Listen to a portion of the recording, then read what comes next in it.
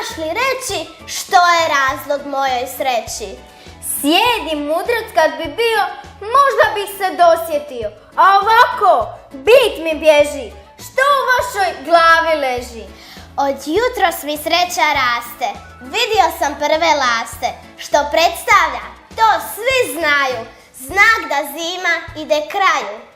Laste lete s južnih strana, iz Egipta i Sudana, gdje su zimu svile gnjezda, pod toplijim sjajem zvijezda da bi studen preživjele. Koga li su samo srele? Žedne deve, konje žive i lavove žute grive, piramide tajni pune i pustinje zlatorune, banane i datuljice, srebra pune škatuljice, palače kraj lijenog Nila i zelenog krokodila. Da sam ja na jugu bio, ne bi kući požurio.